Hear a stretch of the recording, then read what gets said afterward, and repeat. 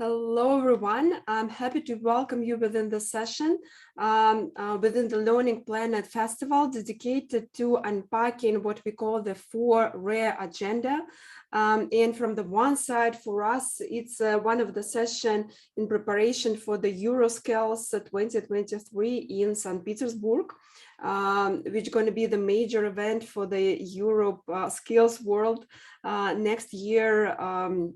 In St. Petersburg, but also always prior to such type of events, we are organizing some forms of the kind of distributed conference program, starting to unpack different topics and aspects which are really vibrant, important for the people who working within the VET community, within the educational field, and of course within the world of the WorldSkills.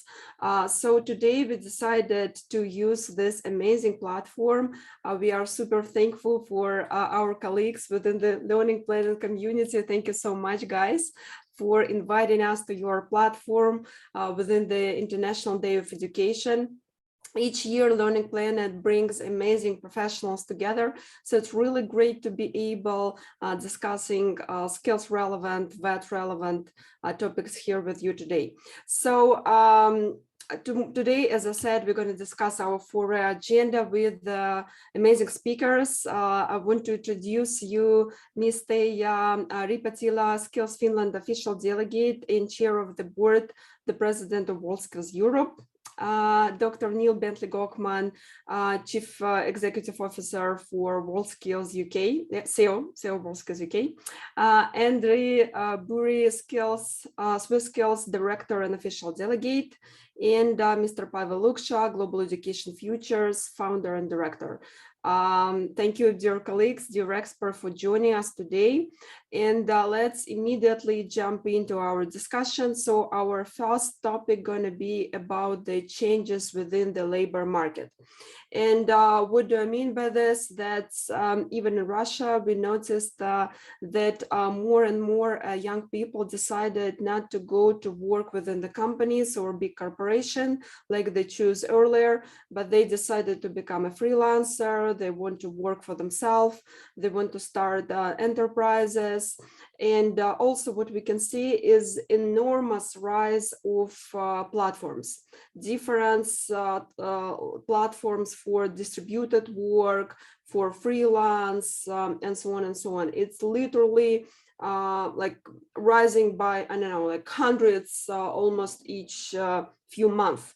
So from the perspective of skills, how do you think, does it mean that we also need to change for this some approach for the training and education, maybe even for competition, or maybe in your countries within the European context, it feels a little differently? So let's spend a few minutes talking about the changes in labor market, how you feel it in your country, and what does it mean from the perspective of VET and skills for us. So Teija, let me ask you first, how does it look from the perspective of Finland and for WorldSkills Europe in general?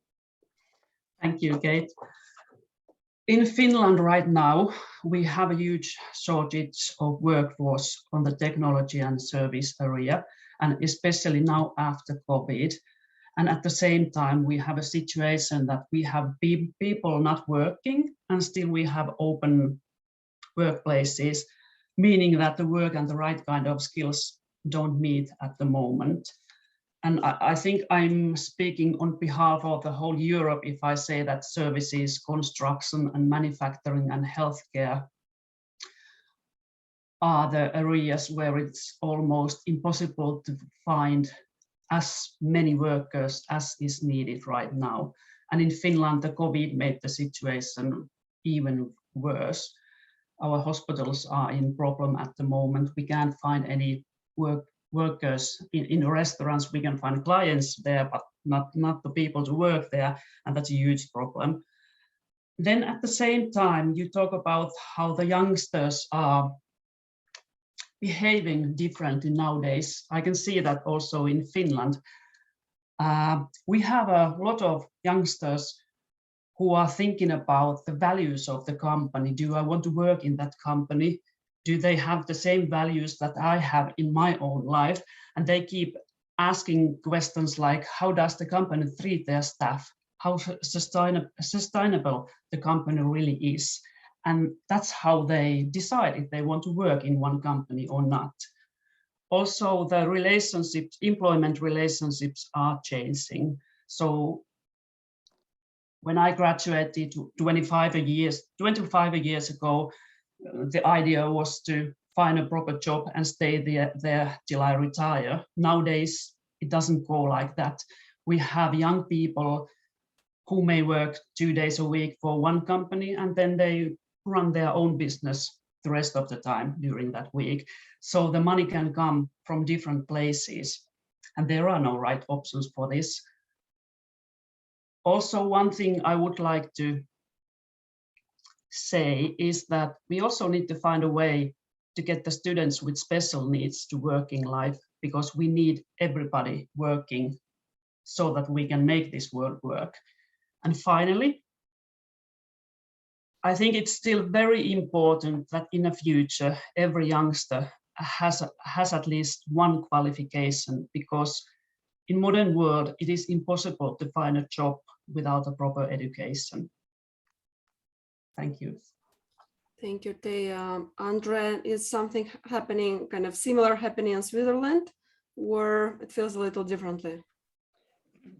It's a little bit different. Maybe we are on the sunny side that in Switzerland we have a very, very low rate of unemployment people, and even a much, much lower rate of unemployment young people. What we have as well, I think, as Teija said, we have some traditional skills which is hard to find people working. It's service in a restaurant, it's hairdresser jobs, but I think this has nothing to do with COVID and the change. This is more like, do I want to serve other people, sometimes after working hours, which is difficult to find young people starting in this area a new job. That's something we see already since 5-10 years ago, and it's proceeding. What we see is a change which happened, and in our opinion, it's not dramatically, it's just something we always wanted to have. We wanted to have a digitalization, we wanted to have to virtual cooperation, and it's just now get quite extremely fast that these things are now here. Sometimes we have solutions for it, sometimes we don't have it. We need to give the young people new skills. For example, you still will sell products, but you probably soon will sell them on a video conference, or you will sell it by an online chat, but you don't sell it anymore in a shop. So I think some traditional jobs, which at the moment have it quite difficult to find people, will have completely new opportunities. I give you a simple example. If you're not an extroverted person, you normally don't go in a sales job. But if you're a person who can write very fast and you have this distance somehow in between the screen and the other person is in front of me, gives an opportunity to people to work in this job. I mean, even people which may be sitting normally in a wheelchair, then they can do this job which they never had the chance before. I think it's a big chance we have. Young people have new values. Young people saw now that this is possible, what they demand from us. It's possible to work at home. It's possible to work 6 hours and do 2 hours a website job for probably my own business, for the business of our colleague. Yeah, this is things which we see already longer, which starts now even to get faster. And I think this is the big challenge of companies. I think it's more not the challenge that you have to find people, it's the challenge that the company has to agree that this person don't works 100% for me. Sometimes you will even have completely strange things that a person works for you and your concurrents. And if we don't open the minds there, because these young people want to work there, we know they are sometimes the best and you have no other chance to take him. I think this is the big shift we have. To work with people which are not here for 100%, for 50%, who wants to work part-time, who wants to work for 3 months in a sunny side because it's cloudy at the moment. And I think that's one part which will be very difficult, which will take longer time, that the labor market can give this opportunity. It's infrastructure, it's skills, etc. Thank you, Andre. Your speech made me I remember two interesting moments that during the remote competitions within the first pandemic year in 2020, we received two completely different reactions from the competitors. Those who are probably more extrovert, like using your terminology, were saying like, oh, like this is so sad that I cannot see all of these visitors. I cannot see another competitors. I love this feeling of real competitiveness. I want to see, like somebody else's work to be more motivated, make it, I don't know, faster, more effectively, and so on. And completely different feedback from the more introvert competitor who was saying, oh my gosh, this is so relief. I can just focus on my work, without all of the distractions, without this extra competitiveness. I'm just doing my work. I'm performing much better. And we were like, well, that's interesting. And also, you said about this when young people are working, not only young people, basically everybody, but we are in the WorldSkills more usually focus on youth. Anyway, in the old times before pandemic, and before this fast shift towards this part-time jobs in the different companies, there was this piece of the delegation of your delegation of your management, about self-management skills, I would so to say, to your first boss. When the young people come into the first company, it's usually somebody else who is telling you how you should organize your time, what is appropriate, what is not appropriate, how you expect it to behave, and so on. But when you start to work with the multiple customers at the same time, basically it's up to you to organize your time, your working space, to build your relationships, and so on. So this is not only a challenge for the human directors of the future, but for the young people and for those who train them. Okay, Neil, I know that you are in UK, actually brings a lot of attention to the, definitely to the topic of everybody feeling involved and professional, but how does it feel from the perspective of the labor market? Because UK was in some process as well. Yes, so a UK perspective is very much, pre-COVID, we have traditionally had quite a flexible labour market. So looking at how do we meet the needs, flexible needs of employers as well as employees, providing security, but within a very flexible system. I think a combination of COVID that has affected everybody has brought into sharp relief the workings of our labour market and the focus on which sectors are important. And a layer from, for example, the skilled workers and workers who've kept the economy moving during COVID has been a big focus. But layered on top of that is the triple challenge of which we've already been discussing, which is digital economy and the pace of change in terms of what employers need, how the economy is changing, how digitization is changing how we experience work, but also experience manufacturing, experience service delivery, experience how we're living and how that's changing the jobs market. The second challenge, of course, is climate and thinking about how that is changing, how we think about where we live and where we work, how we travel, how we produce energy, which sort of cars we drive in, that is also creating a lot of, I think, disruption in the labour market and thinking about jobs for the future and thinking about how we make sure the labour market is geared and the skills systems are geared to providing the sorts of skills that industry. But the third point, which is maybe just a British challenge, a UK challenge, is the fact that we've left the European Union. And so there are not just trade challenges between UK and the rest of Europe and the rest of the world, which are now being brought into sharp focus, but that is also having an impact on the labour market in terms of availability of staff who may have traditionally worked in the UK and are no longer here because of different immigration rules. And so we're seeing increasing skill shortages in areas like hospitality, construction, and transport. And so all of these things coming together, I think, represents significant challenge in our labour market. And so to your question around how we, the skills system and how we respond to all of these, I think there is a need for the skills system and educators to think about economic challenges, not just today's challenges, but longer term. Think about where the economy is going. How do we lean into those challenges? How do we become, that's the first thing, thinking longer term. The second is, how do we become more responsive in terms of the digital challenges, in terms of training, online and hybrid training? This isn't just for COVID, this is forever in terms of how people experience training. And so in terms of our skills systems, how do we deliver training in a way which is relevant to all people who want training, whether it's young people or older people? How do we do that in a way which is relevant and cost effective to them?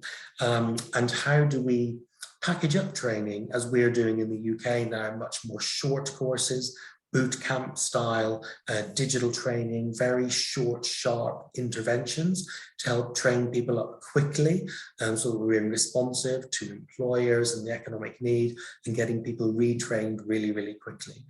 And I think all of those things are really important. So digitization, being responsive, thinking longer term. But in doing all of that, obviously from a world skills perspective, we've got to think, how do we make sense of all of this for young people? How do we make sense of all of this in terms of career opportunities and use the platforms we have to reach out to young people and talk about the fantastic opportunities that are coming from all of this change?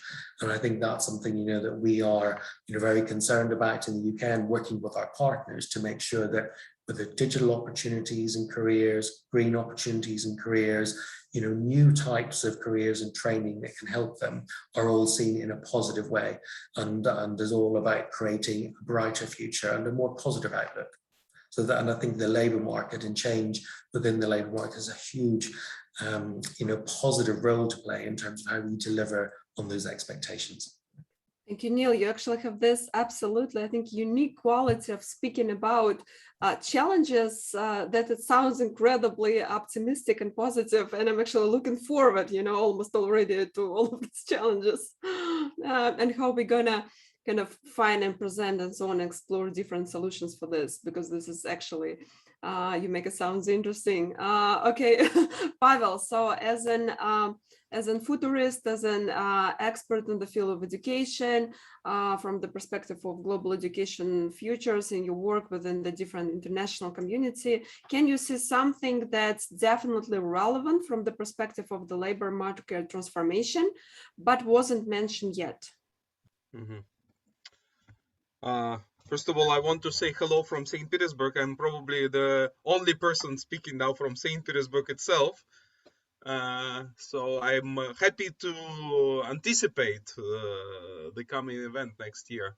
And in terms of what we observe, I think, first of all, there are, let's say, there were expectations for restructuring of labor markets that I think are really happening. And with many other sectors, not only labor market, we see that COVID has been a sort of catalyst of change. So it is reshaping our society and drives in a lot of long time anticipated processes that of course include massive digitalization and automation that has been discussed for a very long time. Now it is happening. And what we can see around the globe, including Russia, is that the impact of digitalization and remote work is even larger than it was anticipated.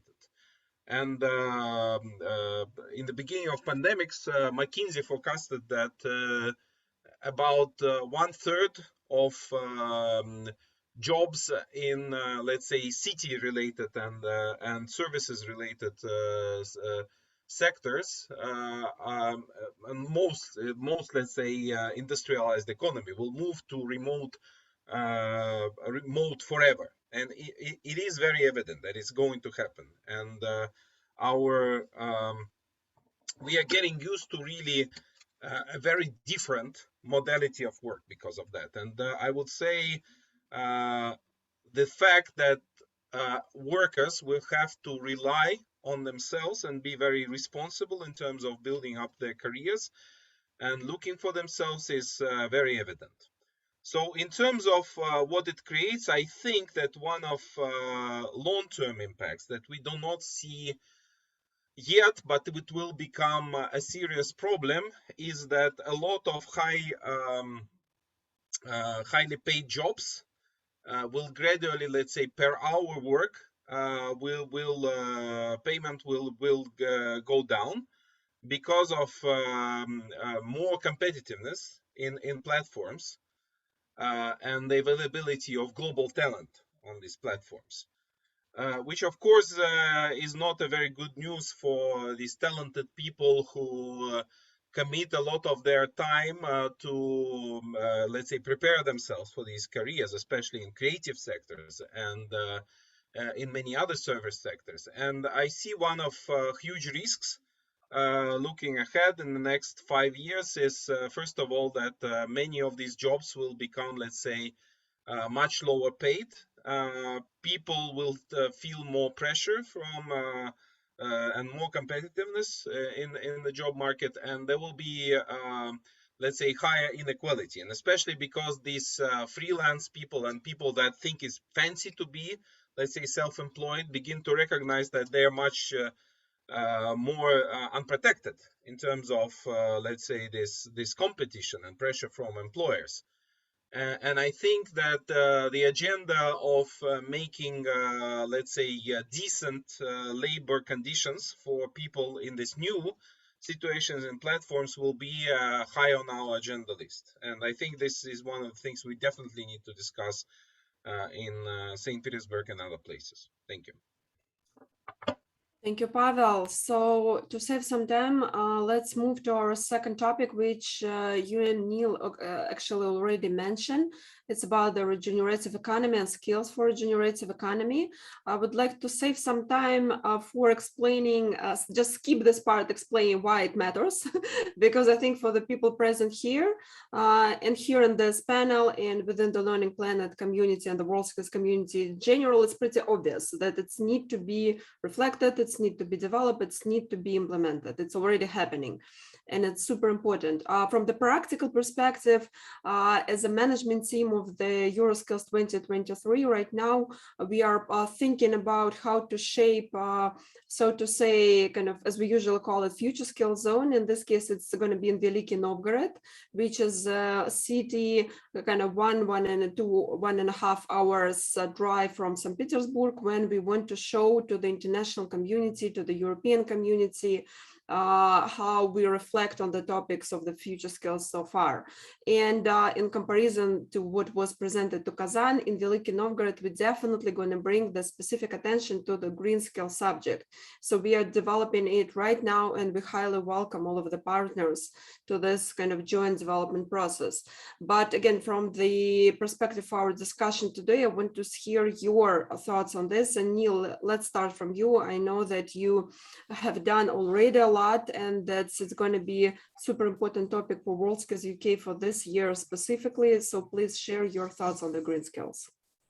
Sure, thank you, Kate. I think one of the big challenges we're all facing on the green skills agenda is definition of what is a green skill, and are they new skills? Are they adapting existing skills? And I think one of the things that we need to all bear in mind is, you know, as our economies are changing, public policy and government policies are driving a lot of this change in terms of low carbon policies, carbon emission reductions, trading schemes, you know, all sorts of regulatory challenges which are requiring industry to change, and industry is responding, I think, to those challenges. But I think where the challenge for us comes is that I still think that skills and skills players are in catch-up mode still around thinking about how to respond to these. And, we're seeing this in the UK, which is why, we are in the middle of doing some research, which will be published in March, looking at long-term economic need on green skills, what do employers need, what are young people thinking about those career pathways, and where do we as WorldSkills UK fit within that? And combined with that, we have an event in March with employers talking about green careers and green skills pathways. And I think what's coming out of all of that is really what we're seeing in the UK are, there's a big push on renewable energy, for example, and looking at new energy sources, offshore wind, onshore wind, new nuclear. And the challenge then becomes, do we need to develop new skills in those areas? Or is it adapting existing skills? So for example, with offshore wind, do we need more high quality welders? So it's an existing skill, but it's just moving that skill from one part of the economy into a new part. And for sure, on any big renewables project, more project managers, so is it about shifting the existing skills into a new sector and really making sure we've got the right skill supply and the quality to be able to attract investment to create jobs. But then if you look at electric vehicles, where we're seeing in the UK significant demand and sales for electric vehicles just over the past 2 years, particularly around London and the southeast of the economy, where the sales is growing. But what we're then seeing is predicted skill shortages in technicians who can repair and maintain electric vehicles. So because the skill set is different from a combustion engine car to a hybrid vehicle to a fully electric vehicle, then the skills need is, do you need to be across all of those types of technologies, or rather than just the new technology? And we're working with our partners on looking at, what does this mean for competitions-based training, and how do we lean into that? But also on electric vehicles, the UK government is hoping to attract significant investment to create jobs in gigafactories for the manufacturing of electric cars and trucks. And that then is creating a question of what are the skills needs, and that is it more electronic skills than manufacturing skills. And so there's a lot of debate going on around the skills mix, the skills needs and definitions. And similarly in construction, where we've got people's homes and offices being refurbished to be more green, to use less energy. And then that is requiring new technologies to be introduced, moving away from carbon energy sources, gas boilers in homes, to air source and ground source heat pumps. And that requires a different skill set from technicians as well, to be able to go into people's homes and be able to work across different technologies. And so we're seeing all of this taking place. And what I think the big challenge for us from the skills system perspective and from the world skills perspective, thinking about competition methodology and thinking about our own curriculum and how we support employers in industry, train young people to meet those future skill needs, is definitions around, is it curriculum innovation we need? Is it specific skills, adapting skills, transferring skills, or brand new skills? And I think we're still in that debate, and certainly we are in the UK, but we are making progress towards trying to not just define better what those future skills are, but actually then how the skills system should respond to those, and what is the role of world skills in the UK in supporting all of those developments. Thank you, Neil. It looks like we're going to have some really interesting and I think even joint session, this year. I think it's definitely worth arranging some additional discussion, in kind of preparation all of this, because I completely agree with you here. And actually, even in kind of in Russia, we can see that actually energy companies, chemistry companies who work a lot on expert, those who are with us here, those who want to support us in this process, want to be involved into the reshaping this skill standards, because this company, they actually already there, so they cannot just, I'm using the term fake anything, they cannot just talk about this or use it within the PR campaign and so on. For them, it's already a practice and a huge kind of request for retraining. So they're looking for such type of partners as a EuroSkills. Yeah, I think we have a great potential here. Thank you so much, and definitely looking forward to your report if it's going to be available, yeah, after March. Thank you. Andre, so you said that in Switzerland, the youth unemployment is not such a big issue. What about the skills for green and regenerative economy? Please unmute yourself. We could train, or if you have a look back, what COVID made now was like a booster in digitalization. I think with green economy, or what's coming with the whole climate change, will be even the bigger booster.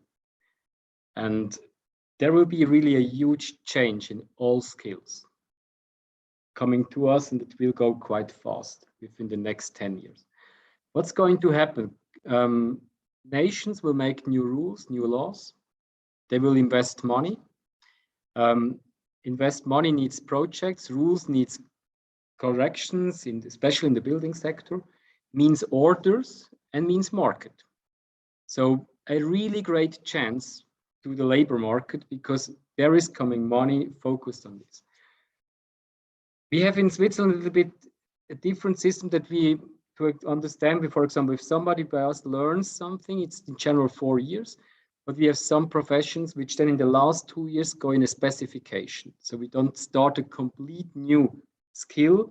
We have a basic skill, and then he gets, for example, specified in this direction or the other direction.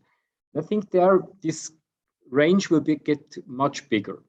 You can be electrician, but you need more information if you go in optimal electricity, in solar technology, but basically you stay electrician. So what we will see is like a market which is open, where skills are demanded. And if we go back to these young people before, there is the big chance, because now as well, maybe traditional skills started to get some value. I'm doing something for the future. I'm doing something for green technology. Even skills which when I was young, I like the story Neil with the bicycle. I mean, if I started my apprenticeship as commercial, and I would tell to my father, I'm going to get a bike mechanic. He says, "A stupid man, stop it. There will be no bikes anymore. We have public transport, everybody has a car. And now we have not enough people to look for the electronic bike, because they have to go every year in the service." So there are completely changes as well in skills which we thought they're not existing anymore, and they get even attractive. And I think there we have like basically just like a win-win situation coming to us. The question is, are we fast enough to give this opportunity to the young people? But it's something where we have to be challenged and curious about, and certainly have to look that young people get fast, or the skills fast, get the information from university, new knowledge, to take this in their skills and to bring their really great story up for us and for the future. Thank you, Andre. First of all, you're still young. So when you're saying when you was young, and the second, when you're saying that's like, are we fast enough? Basically, I think, well, in some form, we don't have choice. You know, we might not be, but we have to be. So at least we have to try to reflect and observe this challenging and try to implement it within the training practice, because yeah, it's kind of the part of the deal when you are educator. So okay, yeah, again, in you know, like in the public opinion, Finland is always considered as one of the almost perfect, you know, places in terms of the ecology, how you coexist in harmony with the forests and everything green and everything, you know, wood everywhere and so on and so on. Does it feel the same from the inside, or you also have some challenges, maybe some questions within how to develop skills for the regenerative economy? Yes, it feels the same when you are inside the bubble, but it's always good to go outside the bubble and see that actually we are doing really great with this one, because when you stay inside the bubble too long, everything seems to be quite boring and normal. But when it comes to green skills and VET in Finland, I would say that the challenge that we have today, and this is actually, I'm now speaking also on behalf of the skills competitions, the challenge is that how to green the existing skills, not to create the new ones, but how to deal with the existing skills, how to make our young people, our teachers, our companies to understand that it needs to be done now. And it's very important that we will have new jobs in the future, but probably they are not completely new. So if you are working as a bus driver today, you can do it after 15 years, but you still need more education for the greener side. So I think the big question we have in Finland and all over the world right now, that how to green existing skills. And also we talk about skills competitions. I think that would be a great place to listen our young people. How would the competitors make the green world see in their own skill? And at the same time, arranging the skills competition, how can we arrange sustainable events with minimum waste? So that kind of thoughts today. Thank you, Teija. Yeah, because sometimes we are kind of arranging something that for the visitors might look like something incredibly green because it's literally green, such as forestry or something like this. But when you think how, where actually these flowers were grown originally, and what it was the carbon waste and all of this to bring them to the, to this precise site and so on, it's completely different story. And I agree with you, in some moment in time, probably it's going to be the right question to our expert community, to our teachers, basically how to incorporate what's going to be the green module within your skill, because they know their technology better, they know their skill better. But in some skills, all of these challenges influence more and some less. Yeah, like Neil said, like in transportation, in construction, in manufacturing more, maybe in art or IT less. But in some forms, probably we will need to think how to incorporate this kind of green piece within the existing skills. Completely agree with you. Pavel, the same question to you, like either something in this big agenda of the skills and training for a regenerative economy that wasn't mentioned, but worth exploring within the next 2 years. Nice job to be in the end and say something that wasn't said by others. Sorry. And also I wanted to add that based on the virtual reality, it's actually me who is in St. Petersburg, and as you can see in my background, so myself is in St. Petersburg, and you are obviously in some parallel universe, so the digital world, everything is completely a little bit different. Okay. Well, first of all, I quite agree with what you say, Katerina, that in some regard, we do not have choice in terms of looking at regenerative skills. So I think there was, let's say, an attempt on behalf of large business in particular to either ignore or to kind of bargain with the situation. And it reminds me about this famous that is known to like psychotherapists. There are stages of acceptance. When there is a sad news, bad news about, for example, a person having a cancer, a person first of all neglects and say it's not true. Then a person tries to negotiate, and in the end there is acceptance. So I think we are now still in the bargaining zone. But we gradually begin to, first of all, grieve, like we start to realize, okay, sad news that we have to change, but it's also good news. I quite agree with what Andrea and others were saying, that it's very optimistic for the new generation, because one of the things is that I mentioned the situation with digital platforms and the fact that digitalization doesn't bring enough justice to let's say talented individuals and teams. But I think exactly with coming of regenerative paradigm, the idea that we have to rebuild our industries, our cities, our transportation systems and energy systems, and most important, we have to rebuild our agriculture. This is a massive task that is going to involve millions and millions of talented people that require incredible, let's say, curiosity and thoughtfulness to invent new ways of doing business, working in a new reality.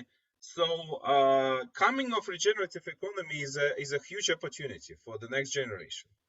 And most important, that it's also very, let's say, regenerative for them personally, that it gives them hope. They start to realize they're doing something meaningful for the future, for themselves, for new generations. They, so to say, heal what is the bad things that were done in the past by industries that were only focused on, let's say, economic efficiency, but not on other aspects of human and planetary well-being. So I think it's coming of regenerative paradigm is a very good process. It will happen in my mind, for many, many decades. So we are only in the beginning. And the important thing for us as people working with skills is that there is very little standardization at the moment. There is very little understanding what green skills are. What we have to do, because our colleagues mentioned, for example, very important topics such as, let's say, new models of transportation, electrical transportation. But what I think is also important, and that has not been mentioned, is that we discovered that during the consideration of future skills for 2020, is that the project we did with EuroSkills a year ago, that green skills are directly connected to the idea of universal well-being. So if you want to take care about the nature, let's say if you want to take care of nature, you need to first of all learn to take care of yourselves, your team, your community, and then that allows you to be much more responsible deeply about what is going on in the world. So I think we have to connect two agendas, the agenda of green skills and regenerative skills for nature, and regeneration of ourselves. Learning to take care of ourselves in our workplace, in our life in general, and so on. It has to be, let's say, the basic element of this professional and life skills that every human being now cultivates. And it is a doorway, in a way, to activate our green skills potential, regenerative skills potential. Thank you. Thank you, Pavel, for adding this perspective of the universal well-being to our discussion, because I think it's genuinely important. So we are a little bit behind the schedule, so probably 2 topics left. We're going to discuss kind of a little faster, but what's good, that's at least from the surface, it looks like not so bigger topics. So the third one going to be about the Reskilling Cities. So St. Petersburg is a big city. It's a famous city with a huge territory protected by UNESCO. We know that, again, because it's a European competition, skills competition in Europe, we have a lot of incredible, unique cities, but cities get older and older in a good way, of course, it's a history, but at the same time, technologies are developing. And so we need kind of new skills for the, so to say, old cities, beautiful, magnificent cities. Can you please briefly mention some aspect if you are within your country dealing with this request? Maybe it's a specific request from the management teams of the cities. Maybe it's the focus on the urban skills, urban greening and so on, but something separate from the kind of regenerative agenda that we already were discussing. Is it actually a topic itself? Let me bring this way. Should we discuss it in St. Petersburg, or it's actually can be discussed within other stories and it's not so vibrant within your community? And Pavel, I actually wanted to start from you because you was working a lot with the learning cities communities. So can you shape the agenda for us from your perspective? Well, I think first of all, we absolutely have to make sure that it's going to be part of our conversation, because we started to talk about the paradigm shift in the economy, and the paradigm shift also begins to reprioritize. what people think is important in terms of, let's say, what efficiency means, what productivity means.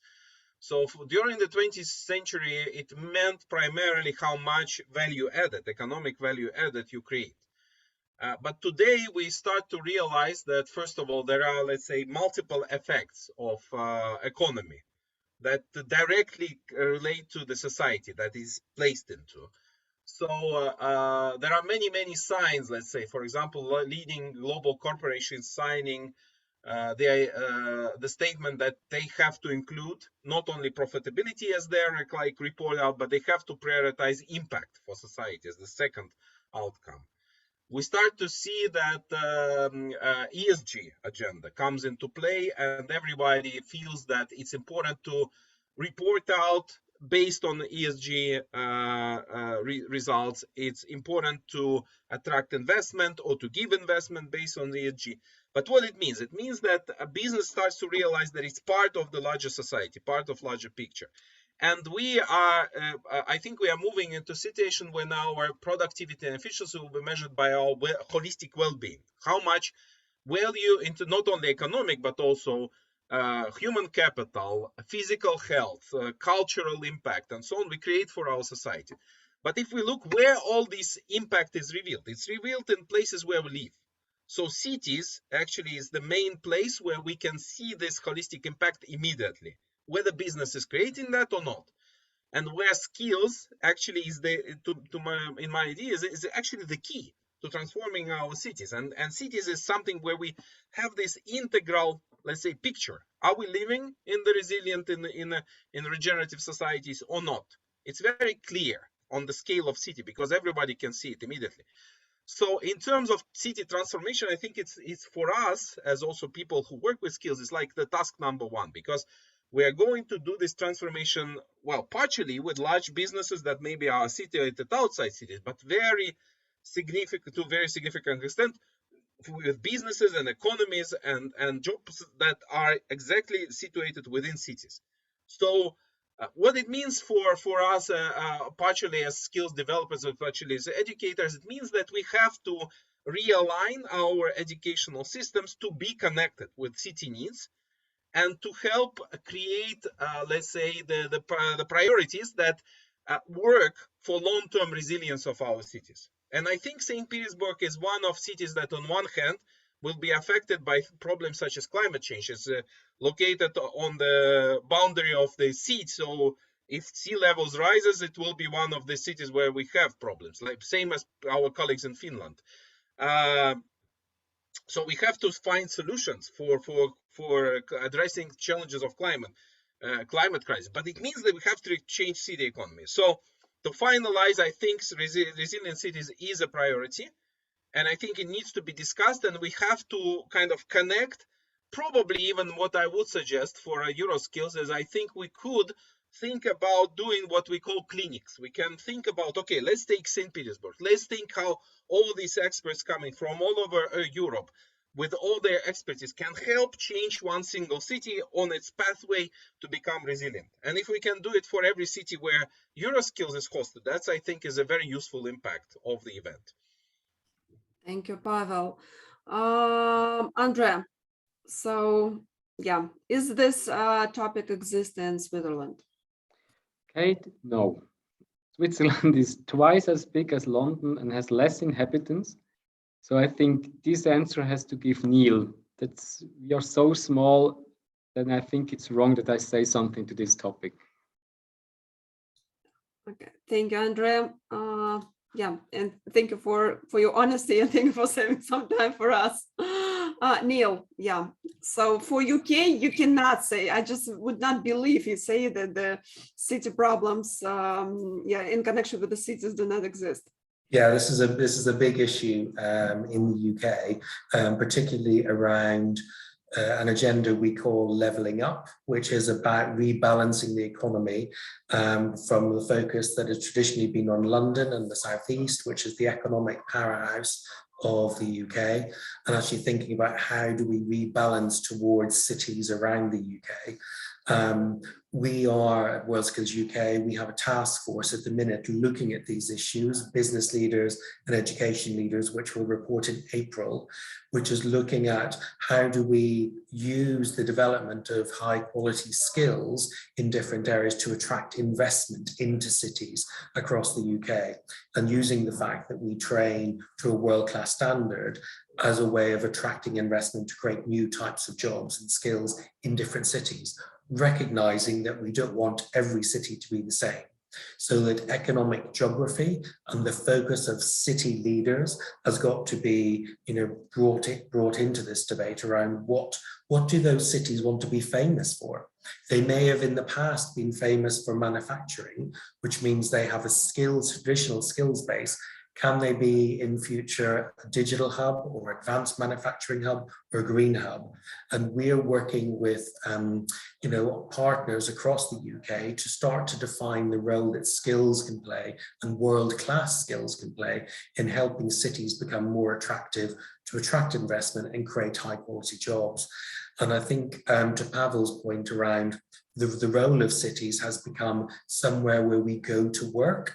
And in lots of UK cities, there is a service economy, servicing people who work in the city, but live outside the city. Now the challenge is, can we live and work inside cities, which cuts down in commuting and creates a better work-life balance and better well-being? I think that is also part of the challenge for city planners, to make sure that city economies are thriving economies for places to work, live, visit, and to attract investment to create high quality jobs. Big agenda in the UK, and we are playing a role in looking at the quality and quantity of skills and how that can help drive city economies into a new direction.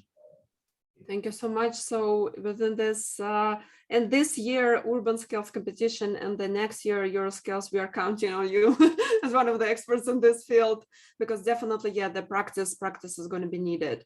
Teja, the same probably going to be a question to you. Will you answer as an Andre, that's everything green and small and lovely, and the city's issues are not an issue from the perspective of skills? That would be my answer, but I first would like to say that I think Neil already cleaned the table, so to say. The problem we had in Finland was that most of the people wanted to move to Helsinki, to big city, so the countryside got quite empty. But now, during the COVID time, where people have realized that they can work and live wherever they want, so that has made a huge change, and that is also a good thing for the small cities, because they can now actually hire real professionals all over Finland, actually all over the world, working online for them. And for me, for example, I like the idea that I can live 6 months during the year on my summer house and 6 months at the city. So it's very flexible. I think that's the situation in Finland right now. Thank you, Teja. So within the next 5 minutes, dear colleagues, I would ask us to, together with the topic of rethinking education, so our fourth one, in the very short, kind of 1.5 minutes summary, tell us your thoughts about basically all of these challenges, what we discussed. What does it mean from the perspective of the reshaping education itself, training itself? What does it mean from the perspective of wet and skills? What topics definitely need to be raised in preparation for the EuroSkills 2023? And of course, as well, practitioners broader in our kind of skills development agenda, maybe something that wasn't mentioned today, but definitely worth exploring right now already, specifically from the perspective of wet and skills and as a summary of what was discussed today. So Andrea, let's start from you as you skipped the previous round. So I think to keep it really in one short sentence is, we have to look that we make accessible to the practical jobs, to the practical skills, knowledge from university, from academy.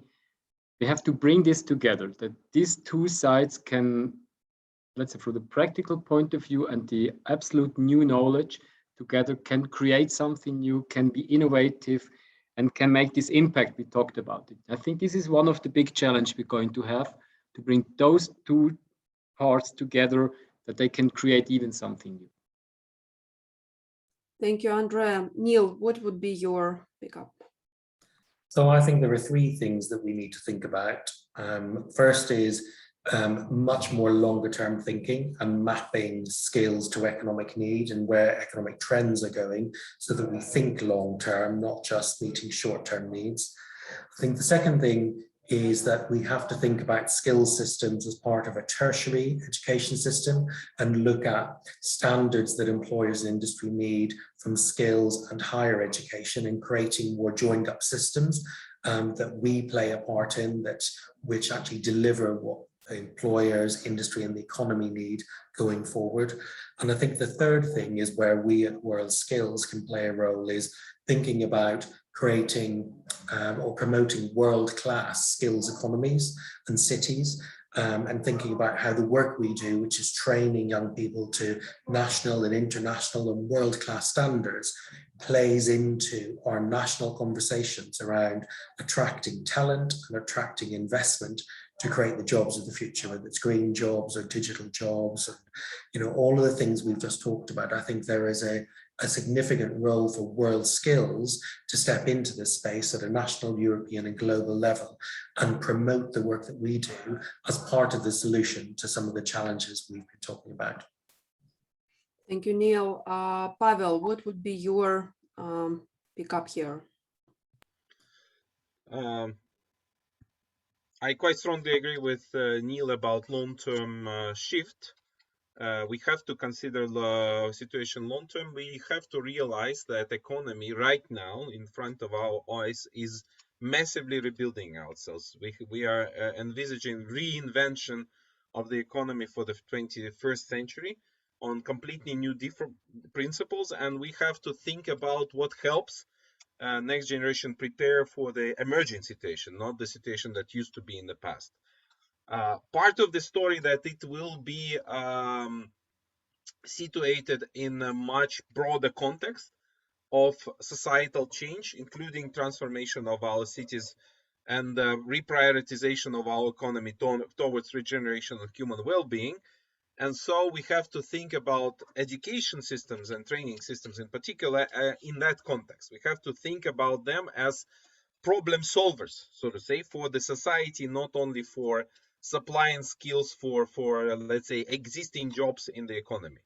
And in that regard, we haven't mentioned this directly, but I think the agenda of learning ecosystems as the idea that we have to recreate our vocational education into a web, you see behind me, a web of partnerships with businesses, cities, NGOs, and so on, that work together to create talent that solves problems and create, let's say, next generation economy and society. That is, I think, our task, and we as EuroSkills can play a lot into that, let's say, task. We have impact to do it. Thank you. Thank you, Pavel. And Teja, as our president of EuroSkills Europe, in our journey towards the EuroSkills 2023, and of course, we're going to have a lot of very interesting organizational tasks organizing event in the current pandemic or hopefully post-pandemic condition. But from the perspective of VET and skills and topic, what would be kind of your suggestion, your focus? I think we need to find a way to create a VET system that is flexible enough to follow these quick changes that are happening in our working life today. And that is very important. And I think it's something we can't do alone in one country. It is something we all need together to do together on a same platform. And then secondly, we haven't talked about wet teachers a lot today. So I think one answer also we should talk is the teachers, because modern teacher is more like a trainer than an old-fashioned teacher. And when the teacher is training one student, they both learn actually, and it's not just one-way teaching and learning. And we need to have teachers who are excited to learn more and develop their own work and industry and help their students to learn. Our teachers need to have pedagogical tools to see how the individual students learn And I would say that team learning and learning design are today's concept, but that we should also talk in the future more. And from my point of view as a former vet teacher and now being the chair of the board of EuroSkills Europe, skills competitions develops also teachers when they are training their student or working as an expert in a competition. If you send teachers to competition, it gives them more pedagogical tools, good international network, and also new knowledge about their own substance. And I think this would be some kind of answer to start with the teachers, because with the help of the skills competitions, it is very easy to develop our vet system together with the teachers and the students. Oh, thank you so much, Teija. Thank you, dear colleagues. We are almost on the perfect timing. So thank you so much for this really inspiring discussion. I literally cannot imagine the better way to spend my birthday than with you guys discussing. That's something that really like kind of bother us as a practitioners. And of course, we are super looking forward to exploring further all of this topic and to create the practical workshops and the and practices that we can explore and show to the vet practitioners, as Teija said, in EuroSkills competition in St. Petersburg. And we're really looking forward to welcome you all, your team, your experts, stakeholders, everybody who's watching us right now in August 2023 in St. Petersburg. Let's, of course, in this unpredictable world, everything can change, but we are super hopeful that it can happen and we can create something really, really valuable together. Thank you so much. And we will close our session today. Yes, I just wanted to say that let's congratulate Katerina on her birthday. Happy birthday to you. Happy birthday. Bye. Thank you. Bye.